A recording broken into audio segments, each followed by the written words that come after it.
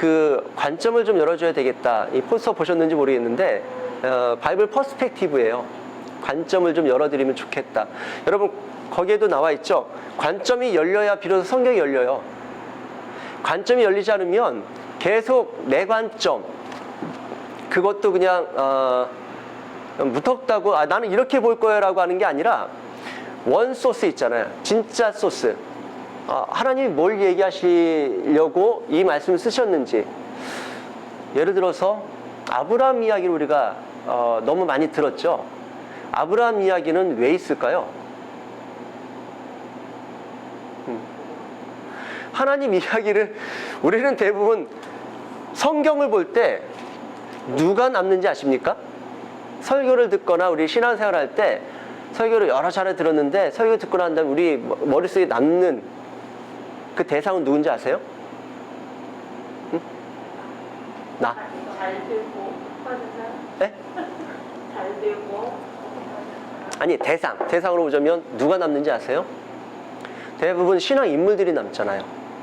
아브라함 이야기를 하면은 아브라함 하면 떠오르는 게 뭐가 있어요? 아브라함 하면 떠오르는 것. 가나안 땅으로 간 거. 또 이삭 바친 거. 그렇죠. 대표적인 사건. 또 뭐가 있을까요? 아브라함 하면 떠오르는 거. 믿음의 조상. 그렇죠. 아내 팔아먹은 것도 나오고. 여러분 우리가 아브라함 사건 하면은 대부분 나오는 얘기들이 그거예요. 아브라함 하면은 거의 대부분이 조금 조직의 쓴맛 많이 보신 분들 특별히 이삭 얘기 나오죠. 가장 대표적인 사건이니까. 근데 이삭 얘기를 통해서 우리에게 주는 메시지가 뭐예요? 네? 예수님의 예표. 그래도 공부를 하신 거예요. 예수님의 예표. 많은 사람들이 어떤 이미지가 남냐면은 아브라함의 그 헌신, 아브라함의 결단, 그래서 하나님이 인정하셨다, 이런 것들이 남는 경우들이 많거든요. 예수님의 예표가 남는 경우도 많지 않은데 예수님의 예표 정도로 우리가 알고 있잖아요. 여러분 거기에 하나님이 보이세요? 막연하긴 보이는데 거기에서 아브라함 사건 하면은 하나님, 이게 나오진 않잖아요. 그쵸? 예를 들어서 이삭 사건이 우리가 너무 잘 알고 있으니까 이삭 사건 하면은 그 예수전도단 출신들은 창세기 22장 이야기하면은 무슨 단어가 튀어나오는지 아세요? 권리 포기. 이런 얘기 들어보신 적 있죠? 권리 포기가 탁 튀어나와요. 예수전도단은 그걸 계속 훈련받고 교육받고 전에 들었으니까. 여러분 아브라함이 권리 포기를 했잖아요. 권리 포기라는 게 뭐예요? 자유의지가 있지만 내려오는. 네, 그렇죠. 이삭을 달라 하셨을 때 드릴 수도 있고 고집할 수도 있었죠. 근데 그걸 포기했죠. 하나님 이건 내 거잖아요. 이삭은 내 아들인데 하나님 달라 하시면 어떡해요? 하나님이 그거 내가 줬잖아. 주셨으니까 내 거잖아요. 그러니까 내 것이기 때문에 못 드리겠다고 버틸 수도 있었는데 그가 버티지 않고 드린 거잖아요. 권리를 포기했죠. 내 소유이지만 내 소유라는 것을 포기하고 그냥 드립니다.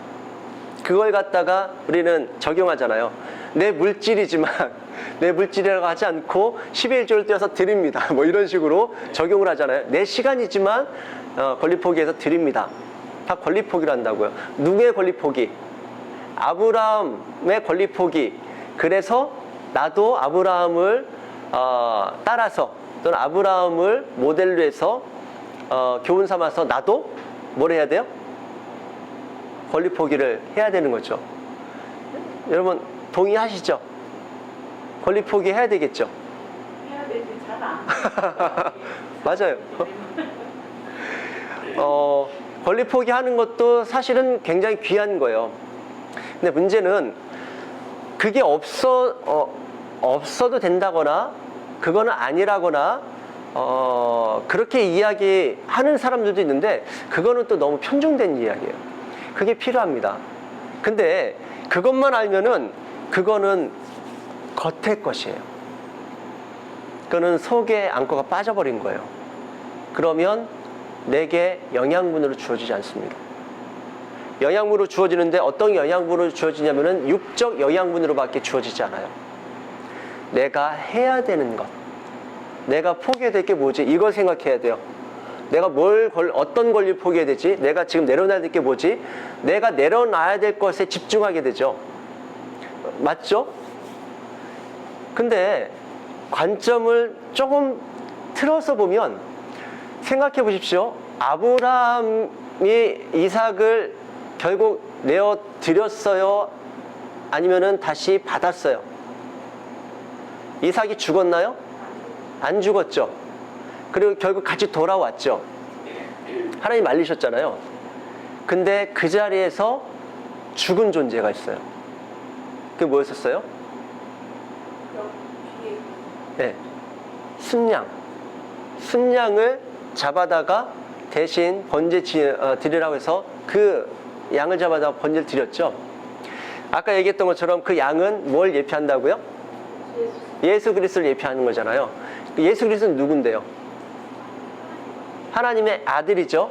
하나님의 아들이 대신 죽었어요. 그거는 그 시간에 죽은 건 아닌데, 실체가 죽은 건 아닌데 그 죽음을 확실하게 상징하는 사건이었잖아요. 그리고 결국엔 죽으셨죠, 예수님이. 그러면 그 자리에서 진짜로 권리를 포기한 사람은 누구예요? 예, 사람이라고 하면 이사지만 그 존재는 누구예요? 하나님이시죠. 이걸 다 놓치고 있어요. 그걸 조명하질 않아요. 왜냐하면은 관점이 이렇게 되어 있으니까. 그러니까 신약 성경도 보면은 분명히 율법을 예수님께서 물론 폐하러 오신 게 아니라 완전히 하러 오셨다고 하는데, 히브리서에 보면은 율법을 폐하시고 이렇게 나와요. 또 분명히 예수님께서 율법의 마침이 되셨다고 하거든요. 근데 신약에 와서 요즘 대부분 그 교회들이 가끔 가다가 이 구약을 설교하는 교회들도 분명히 있지만, 많은 목사님들이 대부분 신약 설교를 하시거든요. 근데 신약 설교를 하시는데 결론이 뭐예요? 거의 대부분의 결론이, 요즘은 그 조금 다른 결론을 은혜로 끝나는 분들도 많이 있긴 한데, 결론은 뭐냐면 내가 뭘 해야 되는지에 대해서 말씀해 주신다고요. 적용점을 주신다고요. 결국에는 윤리 도덕적인 설교로 끝나는 경우들이 상당히 많더라고요. 예전에 저 어렸을 때부터 들어보면은 그렇다는 것을 볼 수 있습니다. 결국 관점이에요.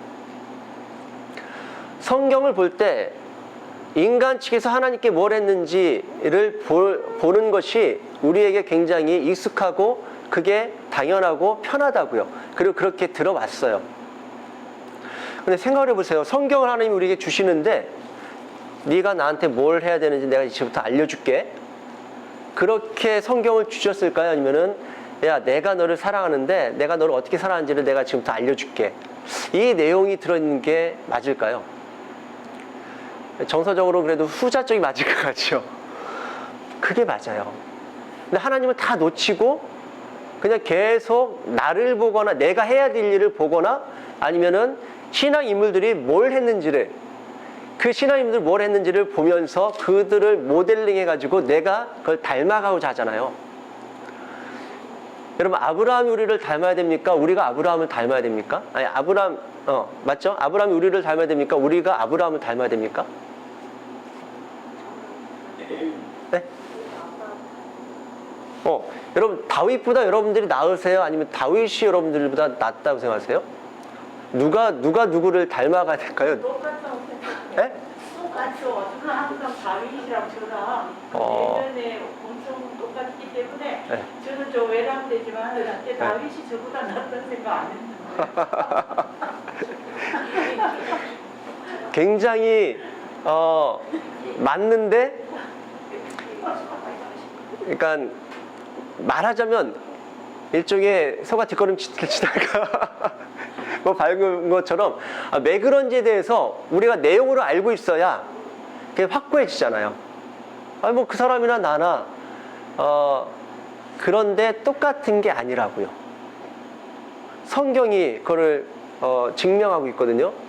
아브라함, 다윗, 모세, 우리가 생각할 때 신앙의 선배들이고 신앙의 대단한 영웅들, 그들이 우리들을 흠모한다고 한다고, 우리들을 부러워한다고 한다고.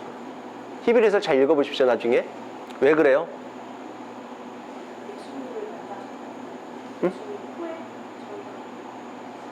예, 쉽게 표현하면 신약과 구약의 차이라고 할 수 있어요. 신약과 구약의 차이인데, 그럼 신약과 구약의 차이가 뭔데? 여러분, 언약, 이제 우리가 다음 주부터 본 과정에 들어갈 텐데, 언약적으로 보면 그게 조금 나중에 이해가 되실 거예요. 그들은 언약을 받았으나 그 실체를 못 본 거예요. 근데 우리는 그 과거 그 신앙인들의 언약을 물려받았지만, 위임받았지만 우리는 실체를 본 자들이에요. 그 차이가 있어요. 그러니까 그들도 실체를 보기 원했을 텐데 실체를 보지 못했는데 우리는 실체를 본 자들로서 지금 살고 있는 거잖아요. 하물며 우리는 그 예수 그리스도라고 하는 실체와 연합된 존재로 살아가는 그 자리로 부르심받았고 그렇게 살아가도록 문이 열린 자들이라고요. 그 차이가 있습니다. 말하자면 이게 히브리어 알파벳이 있잖아요. 우리나라 가 같은 거예요. 기역 또는 가 같은 거예요. 알레프라고 하는 단어부터 시작해서 맨 마지막이 타우라고 하는 단어예요. 무슨 힘력자처럼 보이죠? 타우라고 하는 단어인데 이게 마지막 글자예요. 첫 글자, 마지막 글자. 그런데 이 단어가 어떤 의미를 담고 있냐면 어떤 걸 형상화해서 상형 문자로 이게 발전이 됐냐면 십자가라고요. 그래서 이 글자에 유대인들이 이 글자에 담는 의미가 첫 번째 십자가가 있고요. 또 완성이라는 의미를 담고 있어요. 또는 성취. 이런 의미들이 담겨 있어요. 그러니까 예수님이 오셔서 십자가를 짊어지셨죠. 그래서 완성하시고 그분의 언약을 성취하셨어요. 여기 다 담겨 있다고요. 그러니까 구약은 여기까지예요. 구약. 여기가 구약이에요. 여기가 신약이고.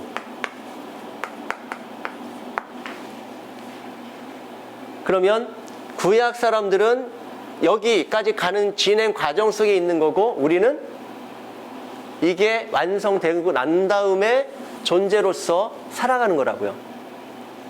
재미있죠? 그래서 예수님이 오시고 나서 죽으시고 난 다음에 구약과 신약은 나뉘잖아요. 구약은 어떤 언어로 적혀 있어요? 원래 언어가? 히브리어. 원래 구약은 히브리어로 적혀 있는 거잖아요. 그쵸? 근데 예수님 이후에 신약 시대에는 어떤 언어로 적혀 있어요?